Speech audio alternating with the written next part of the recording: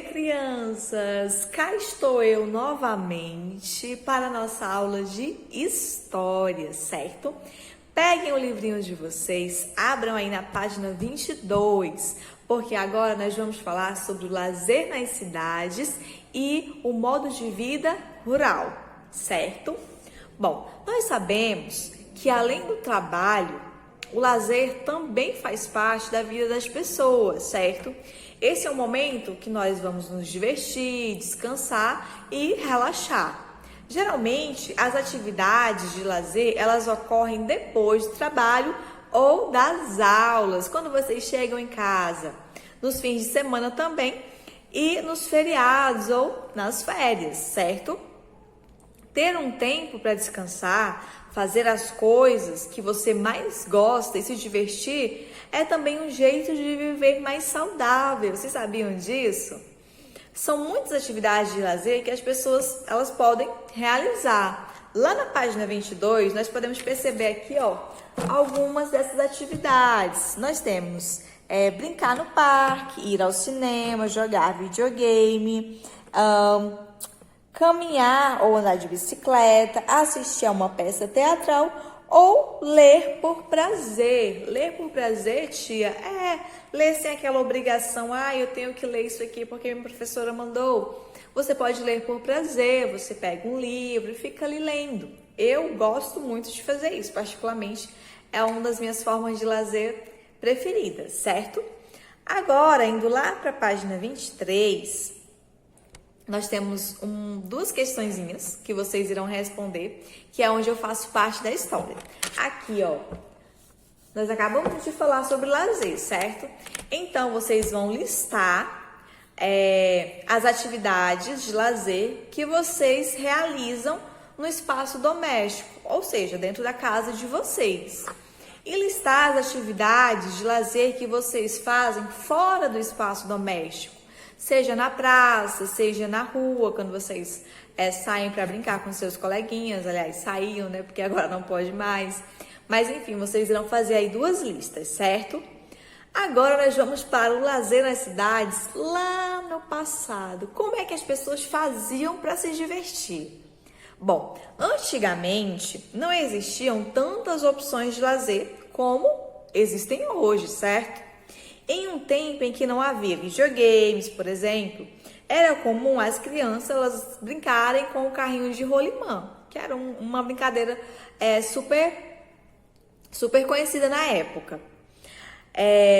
Jogarem bola, hoje em dia também as crianças fazem isso, né? Não é tão antigo. Andar de bicicleta e empinar pipa. Então eram atividades que as crianças costumavam fazer, certo? A forma de as pessoas aproveitarem um tempo livre passou por diversas transformações no decorrer do tempo. Então, nem sempre foi como nós vivemos hoje. No entanto, existem atividades de lazer que não mudaram tanto assim, como assistir uma partida de futebol. Os meninos e as meninas também, tem muita menina que adora assistir jogos de futebol, né? Então, é um tipo de entretenimento que as pessoas até hoje gostam bastante. Soltar pipa, andar de bicicleta também são coisas que as crianças costumam fazer nos dias de hoje. Só não em cidades muito grandes, onde há um grande perigo, né? Então, os pais preferem que elas fiquem dentro de casa. Mas, cidade pequena, como é o nosso caso, dá para fazer isso muito de boas. Bom, vamos agora para a página 24. Bora lá para a página 24. Explorando documentos. Aqui eu tenho mais 4 questõezinhas que são super simples. Leia esta imagem e a referência dela. Com base na leitura e seus conhecimentos, responda a questão. Olha qual que é a imagem. É essa aqui, Vou colocar bem pertinho para vocês poderem ver melhor. Essa imagem aqui. Vamos ler aqui a referência dela. Crianças brincam nas ruas do centro de São Paulo. Qual que é a data? 7 de junho de 1965.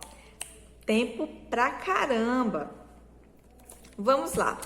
Primeira questão diz o seguinte: onde as crianças retratadas estão brincando? No pátio de uma escola, na rua ou na calçada? Olhem só. Onde é que vocês acham que elas estão brincando? Vejo um carro aqui, né? Bora lá. Do que as crianças estão brincando? Gente, super simples, né? Atualmente, é comum as crianças brincarem na rua como se faziam no passado. Por quê? Isso vai depender muito do lugar, vocês sabem. Aqui em Açailândia é algo comum em alguns bairros, né? Nem todos os bairros, mas se torna algo comum. Assinar é informação incorreta.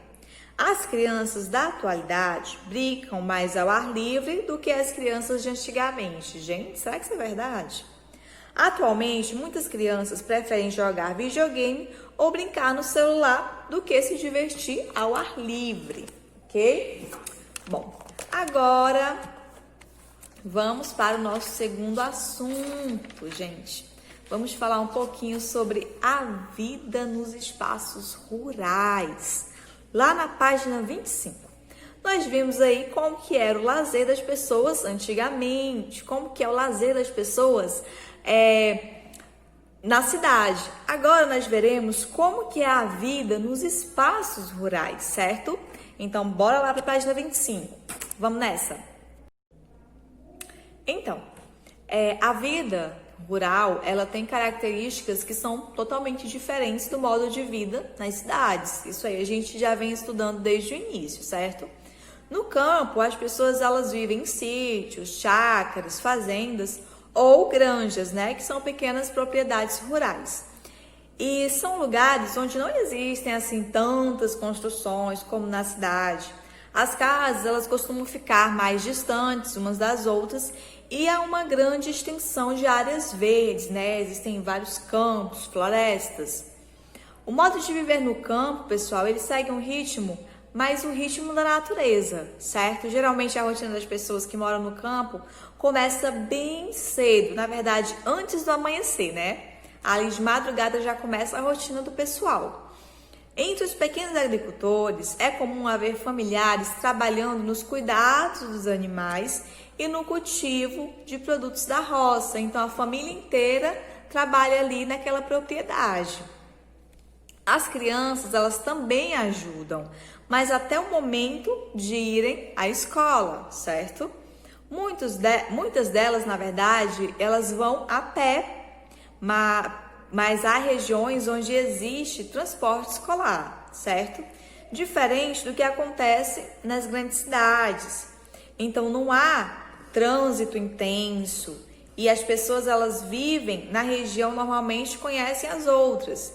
Então, existem aí grandes diferenças entre viver no campo e viver na cidade. Mais uma diferença que a gente está aprendendo hoje, né? Mas eu acabei de falar para vocês sobre o trabalho, né? Como as famílias, elas costumam trabalhar no campo. Mas como é que funciona esse trabalho no campo? Muitos dos alimentos que nós consumimos no nosso cotidiano, eles são produzidos onde? No campo, certo? Então, na área rural, são cultivados os grãos, as hortaliças, as frutas, são criados animais e também extraídos, na verdade, minérios e madeiras, que serão enviados à cidade para serem utilizados aí nas indústrias para a fabricação de outros produtos. Então, nós percebemos aí uma vasta produção de matéria-prima, certo? Então, do campo vem a matéria-prima que a indústria utiliza para produzir os produtos que chegam até nós, que somos consumidores. Então, as pessoas que moram nas áreas rurais, elas podem trabalhar na agricultura, na pecuária, na extração de minérios e ainda no turismo rural e no extrativismo animal e vegetal. Lá na página 26, eu tenho aqui alguns exemplos para mostrar para vocês. Aqui eu tenho uma plantação que representa a agricultura, criação de animais, que é a pecuária. Eu tenho aqui esse extrativismo mineral e também, gente, o extrativismo vegetal e animal. Olha só, esses pescadores, certo? Então, nós podemos ver aí todas essas atividades. Mas qual que é a diferença entre o campo do passado e o campo do presente? Nós acabamos de ver a diferença entre as cidades do passado e as cidades do presente. Mas e o campo? Como é que funciona essa diferença? Então, gente, no passado, o trabalho realizado no campo, ele era muito diferente do trabalho que geralmente é feito nos dias atuais. Se vocês tiverem um vô ou um tio que trabalhou no campo nessa época, perguntem que eles vão falar para vocês que era bem diferente o trabalho.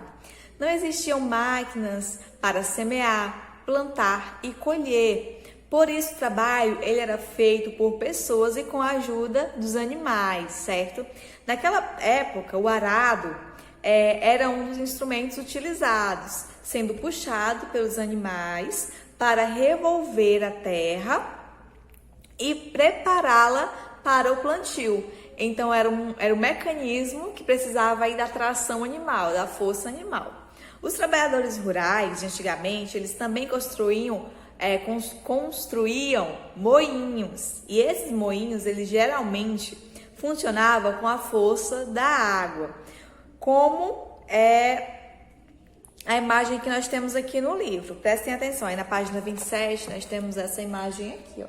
Isso aqui é um moinho que era movido à água, certo? E ele era utilizado para moer grãos. Além das mudanças que ocorreram no trabalho rural, o modo de vida no campo também mudou. Na atualidade, um grande número de pessoas moram em casas com a iluminação elétrica, com água encanada, com telefone e também elas têm acesso à internet, o que permite o contato com diferentes lugares do mundo. Também há escolas públicas, transporte escolar, cooperativas, igrejas e postos de saúde para atender o trabalhador rural, certo? Então, olhem só, eu tenho essa imagem aqui que mostra bem como que é o lazer no campo, certo? Aqui eu tenho, ó, no campo as pessoas geralmente participam de festas populares e religiosas da região. Aqui, ó, parece uma festa junina. Também as pessoas se reúnem para conversar na porta, na varanda de casa, tomam banho de rio e também elas costumam visitar vizinhos e parentes da região. Olha só, que elas devem estar indo para a casa de um parente ou um vizinho. Bom, agora nós vamos para a nossa última atividade. Aqui, ó, na página 29. Vocês vão fazer a atividade da página 29 e da página 30. E o que foi que vocês aprenderam nessa unidade de geografia? Nós aprendemos que nas áreas urbanas as pessoas elas trabalham no comércio, nas indústrias, prestam serviços, entre outras atividades profissionais. Que algumas formas de trabalhar e se divertir na cidade passaram por transformações, como nós acabamos de ver. E no campo são praticadas aí diversas atividades rurais, como a agricultura, a pecuária e o extrativismo, que pode ser mineral ou animal e vegetal, certo? Nas horas de folga, os moradores do campo, eles também podem tomar banho no rio, de cachoeira, cavalgar, fazer trilhas, caminhada, jogar futebol, entre outras formas de lazer. Então, tudo isso nós aprendemos nessa unidade, certo? Espero que vocês tenham gostado da aula de hoje, que vocês tenham aprendido várias coisas legais. Super beijo da tia, um super abraço e até amanhã. Tchau, galerinha!